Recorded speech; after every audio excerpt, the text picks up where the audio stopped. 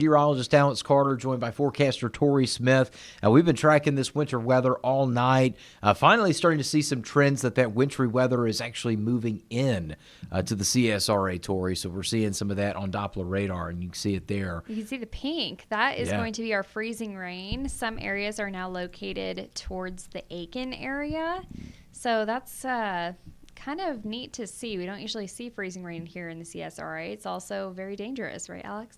Yeah, that's right. You know, some of these accumulations, this is all a game of just how far north of I-20 you are. I think that's the big storyline here. You look at the latest trends, and all this is pretty much riding right down 85 and closer to I-20. We take a closer look at that, and there's some of those trends in Wilkes County. So if you're near Tignall and Rail, that's riding up right on Highway 78 into Oglethorpe County. That's where we're watching for some of that freezing rain to be moving in, and that's where the highest accumulations are expected. If you're north of Highway 378, you could see up to 1/4 inch of ice, maybe even 3/10 as we enter through, I'd say, the next 8 to 10 hours here.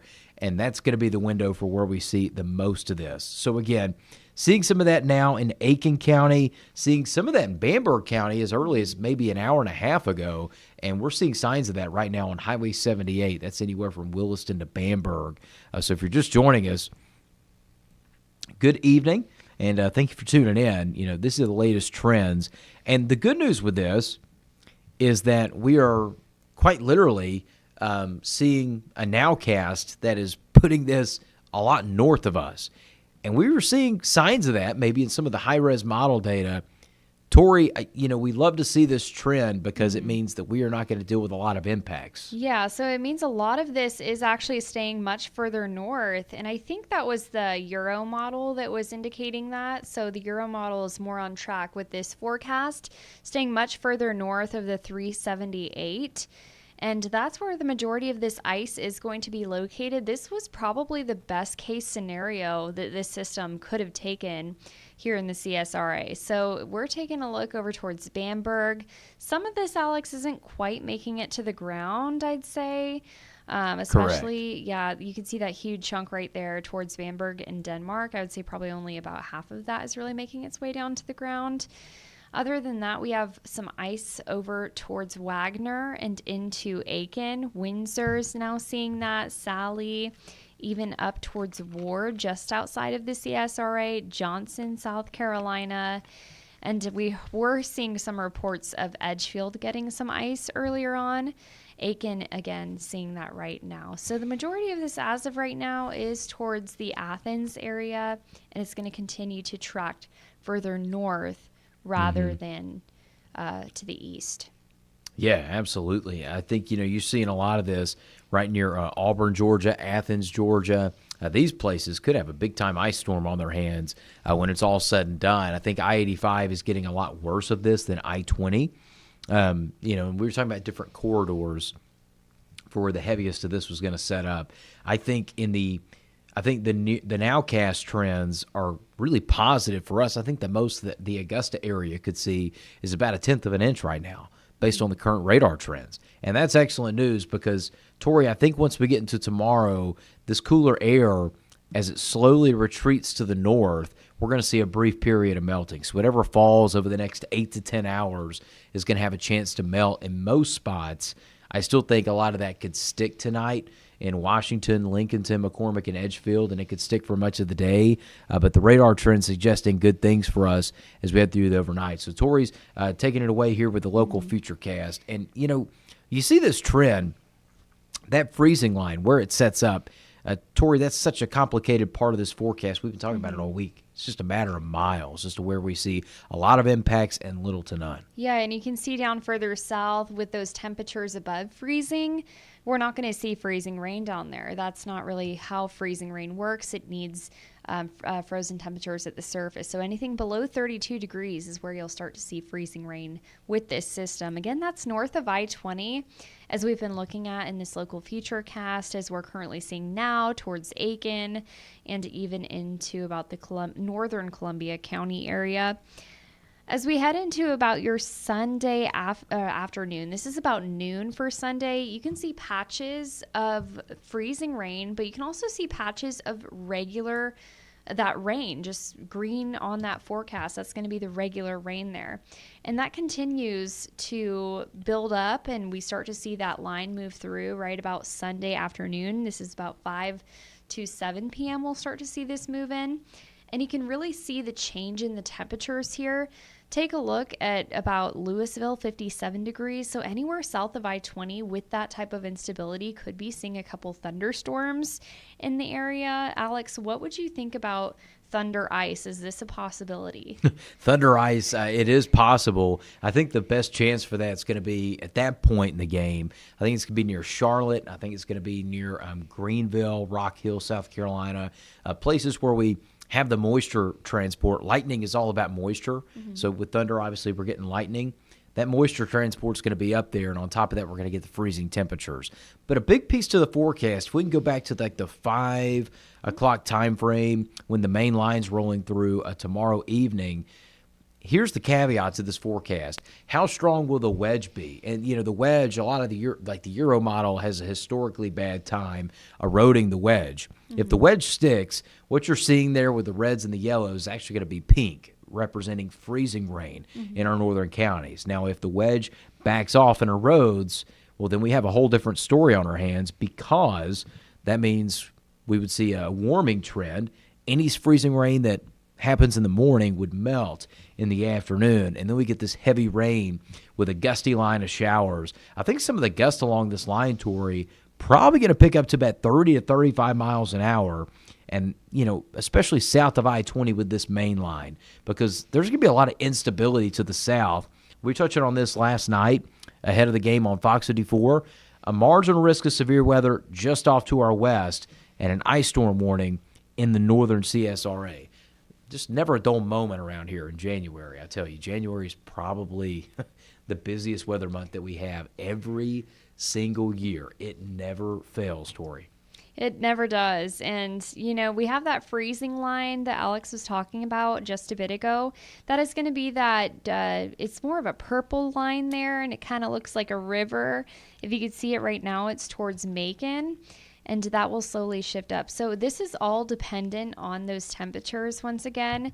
And as Alex was saying with that wedge setup, it's really going to be a matter as where that low ends up being. If it shifts up further north, this will be nothing but rain for tomorrow and maybe a couple thunderstorms. But, if it does stay further south and it gives us that setup, that's where we're going to continue to see some of those areas of patchy ice, and definitely something to monitor into your day.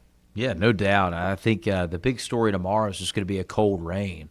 That's the latest temperatures. And this is the big piece to the forecast.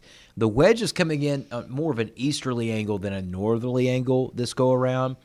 And that's because we have more of that easterly wind instead of a northerly component to it. So Edgefield, McCormick, Washington, all below freezing, well below those marks. Bamberg, Barnwell, Allendale, Aiken, even Augusta right at freezing. It's our southwestern counties that are above freezing, and that freezing line is going to stay put. And, again, this is going to be a game of miles between where we see those impacts. But right now, based on what we're seeing in the current trends with radar data, this does not look like a very impactful storm for much of the CSRA whatsoever. The ice totals will show you that. This is our forecast in-house model. And our in-house model sometimes has done a bad job with the wedge, with temperatures in particular. Agreed. It's done a bad job with it in the past. I noticed that when I first started working here in Augusta. Forecasting here, we got a lot of unique patterns. And so the graph, that's what we call our in-house model, it just didn't do a great job with some of that. So, naturally we're inclined to think, okay, the wedge is not going to break tomorrow. And in some places it might not. I think along and north of I-20, we could stay in the 30s all day. I think Augusta will see 40s, and I think Aiken will see 40s. But I don't think Lincolnton, and I don't think McCormick and Edgefield and Washington, those areas could hover near freezing for much of the day. It might take all the way until about 5, 6, 7 o'clock for all that to clear out. Yeah. So, that's kind of where we're at right now. Yeah, so, if you take a look further north, that's where the impacts are going to be, again, north of I-20. Still expecting even up to just under a quarter inch towards Wilkes County is still possible at this time. And we'll show you a graph of our updated ice accumulation expected.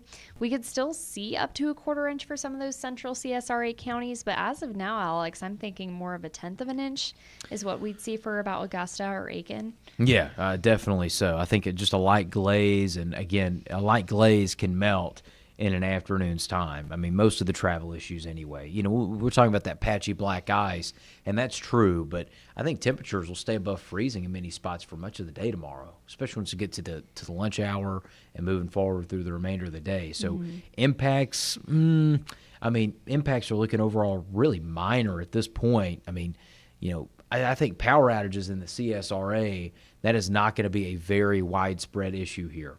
It just doesn't look like it. And again, we're expecting this to pick up in the overnight. So as we head through the next few hours, this coverage is going to increase. But right now, again, I think the high-level impacts are mainly going to be closer to I-85, Greenville, down to Athens, up near Clemson, and the Georgia mountains. This is going to be the heaviest impact here. So for us, I think if you scroll down to day 1, 2024 in the content library, and 22, there we go. And the high temperatures with this wedge are going to be rather interesting because, you know, Jacksonville's going to hit like 80 degrees. Yeah, there we go. 80 degrees tomorrow. And look at us. Oh, my goodness. Right. I mean, look at that. So that warm nose that we were talking about all week was there. Yeah, the warm nose is definitely there. And you see it even creeping up into the mountains of Tennessee, which is not something you would expect. What a cool weather pattern to see this play out. I mean, Jacksonville at 81 degrees. This is for Sunday, us right at 45. And if we really do reach 45, all that ice will start to thaw out. Definitely. And that's great news for us. That's best case scenario. It's a layered cake, and, you know, 81 in Jacksonville, 65 in Savannah, and then the further north you go, the colder it gets. But you can clearly see the wedge, the blue highlight. That's the cold air wedge at work, and that's what we've been talking about. It sticks right above our area, and that means Swainsboro could hit 60 tomorrow, and then Lincolnton could be at 32 degrees all day, and that's just how it works. We're going to see some gusty winds on Monday, too. This is behind the front. I do think, behind this front, we could see some gusts up to 25, maybe 30 miles an hour if that pressure gradient tightens. With this, I'm not necessarily concerned about the winds because the ice buildup is not happening at the same time as the gusty winds, Tori. And, you know, if they were in tandem together, we'd have to be worried about more down trees. I don't think that's as big of a concern because winds are going to be somewhat breezy tomorrow, not really, and then the breeze will kick up Monday, but most of this is melted at that point. So a lot of people have been asking, is this something to worry about for tomorrow morning? Is this something to cancel plans over? Alex, what's your thoughts on that? Yeah, so tomorrow morning, I think some of the roads will be slick. I do think the highest chance of that is along our Highway 378 counties. So we talk about Wilkes County, talk about Lincoln County, McCormick County, Edgefield County. These are the places where I'm watching for the most significant accumulations. Also Tolliver County near Crawfordville. Augusta, Aiken. This is one of those play-it-by-ear things. And again, we're going to keep you updated on what we're seeing on those road conditions. That's why we're here. We're keeping you informed of what's happening at the current time. This week, our forecast approaches to prepare you for what could happen, and then whatever happens in that moment, now that's the time that we just update you on the current conditions. But I do not foresee, if you're trying to get somewhere, maybe a church service, maybe a brunch tomorrow morning, it could get tough to go around. And I don't want everybody to be on the roads. I think it's a good idea to stay home. Sunday morning, Sunday afternoon, we get some melting. That could change the game a little bit, Tori. So I'm hopeful that we could see minimal impacts from this system. Yeah, I agree. Minimal impacts would definitely be the most preferred. And again, we're tracking those highest impacts definitely north of the 378 and really anywhere north of I-20. If you live anywhere up there, you may just want to consider staying inside for tomorrow morning. And then if we see those temperatures start to thaw out, then that would really help us in terms of travel plans moving into Monday. However, if that wedge does stick then we will start to see some impacts for your Sunday evening as well for north of I-20. So it's really going to be dependent on this low. Yep, and that low has been, in the latest model guidance, 48 hours leading up to the event, just continued to surge a little bit further north and a little bit more strength to it. And I think that's why the wedge in a lot of the model guidance has been eroding a little bit quicker. And that's a good thing because we need the wedge to erode so we can see a lot of that melting. And again, we're seeing a lot of things showing that right now, most of the frozen precipitation, I mean, it's not in our area at the moment. It's just not. And some signs of that shifting are actually happening as we speak. But again, I think this is mainly going to be an event that if we don't see a lot here over the next few hours, we're not going to see much at all, Tori. And we've got it between now and 6 a.m. For this to pile up. And if it doesn't, that's great news for us. Hopefully this will be the case. My fingers are crossed. Yeah, same here. And that 7-day forecast obviously made this at 11 o'clock. So actually all those numbers are shifted back a day. Oh, my goodness. I know, right? You guys, I'm sorry. It's 2:27 in the morning. Yeah, exactly. That's what happens when I don't update it past midnight. But we're going to be updating that. The bottom line is the numbers that you see, they're still disregard. Still true. The numbers you see are still true if you shift it a day. Tuesday morning, Tori, we could easily get down to about 17 degrees. And that's going to be absolutely chilly. And if we Right. do see some melting from this, just keep in mind black ice is definitely still possible along the roadways. Yep, it is. And I think the black ice concerns are going to be much more limited based on what we're seeing tonight with the data. Yeah. Next week, there's a lot of hype going around. We'll go ahead and discuss it. If you're tuning in now, you must love weather, and we appreciate that. We appreciate your trust. So if you love weather, well, this is the conversation to talk about because, a lot of the models, this is model madness around here. You've been seeing those left and right all over social media about next weekend, talking about big snowstorm happening across parts of the South. Snow's got our attention. It does. I do think that this setup is favorable for snow in the Deep South, more so than freezing rain. But I do think freezing rain would also be possible next weekend if everything went just right. Again, what is it with freezing rain and Sundays? Right, yeah, freezing rain and Sundays and any winter weather on Sundays. Last Sunday, we had snow, 2 inches of it in our northernmost or northwestern counties. Glasscock County saw 2 inches of snow. So all that melted away. It's a very quick melt. I think this freezing rain event is going to be a relatively quick melt too. But the big story now is, once we get past this, and of course we're taking it one day at a time, but next week, obviously, we're eyeing another chance, potentially, at a weather system. We might as well just be blindfolded, throw darts at a dartboard, and that's the best chance you would have of predicting what could shake out next weekend. So a long way to go, Tori, but, I think consuming responsible weather information, that's a big thing. And, I know there's going to be a lot of talk about this event, and the hype behind it and maybe that bust potential because I'm very much seeing it right now. Yeah. I think this got bust written all over it for much of the CSRA. And, our goal is to always prepare for a level above what we're expecting just in the event that it gets worse. Yeah. But in this case, it could be even a level below, and that would be great. And hopefully the trends overnight will continue in that direction so we can all just, get out and about. It's still going to be cold tomorrow, but I do think there's something to be said about not buying into the hype machine and kind of continuing to just, consume weather information responsibly. These model runs that are so extreme, they don't pick up on the minor model features. Like, for example, the cold air wedge and the low. I don't think many people, or I don't think many models pick up on that 7 days out. They really don't.